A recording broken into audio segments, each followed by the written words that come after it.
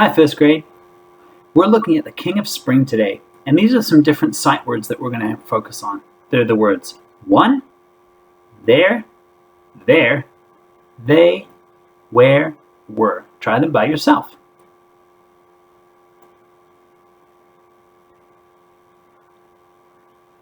Where, were.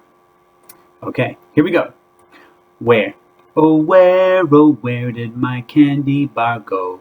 W-H-E-R-E. I left it right by my daddy's chair. W-H-E-R-E. Were. Were you there? Were you there? Were is written, were is written. Were you there? Were you there? W-E-R-E. Were you there? Were you there? Standing by a grizzly bear. Were you? W-E-R-E. Over there. Over there. Over there. T-H-E-R-E. Over there. Over there. Over there. T-H-E-R-E. Over there. They. T-H-E-Y. T-H-E-Y. T-H-E-Y spells they. Oh why, don't they go away now? They is spelled T-H-E-Y. There. Oh, there is written T-H-E-I-R. For something that belongs to them, it's T-H-E-I-R.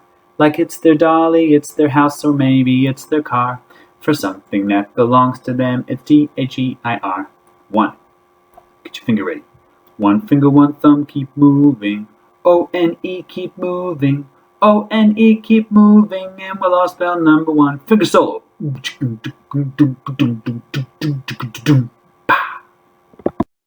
Let's explore the theme of the story. The message. What we think the story is trying to say. We notice that there are a number of things that the king calls on for spring. Now, he can't really summon all those things. He's just pretending, and the story is using its imagination. Then the band calls all the different things. There's the birds, there's the insects, and the whole band plays together with the insects and the birds and all the things that you'd expect to see in spring. Would they really come out like this? No. However, we can see that the wind starts to creep up. And the king the whole time is super glad that this is happening. Soon, when the wind blows, who gets upset? It's the band. They're the ones who don't like what's happening.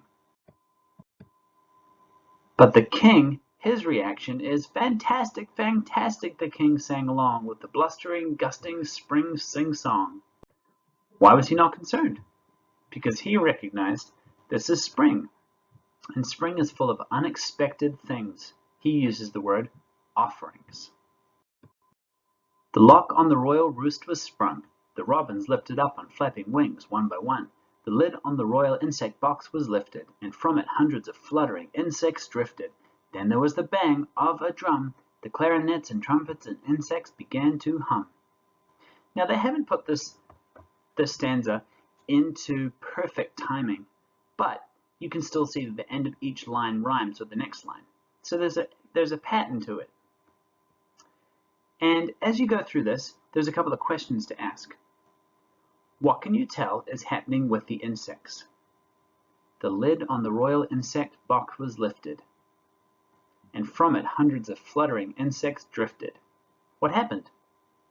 Well, they came out of the box. What's the word that tells us that? They fluttered and they drifted. That tells us they moved out of the box. What about the birds? What happens to the birds? The robins lifted up on flapping wings one by one. So, lifted up, flapping wings, and one by one tells us that they also came out of the box. So what does that tell us about the message or the theme? Well, we can ask this question.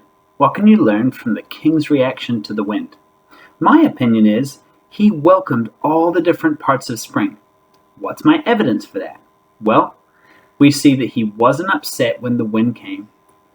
He was glad when it blew, and he said, all the offerings. So he saw it in a different way from his band.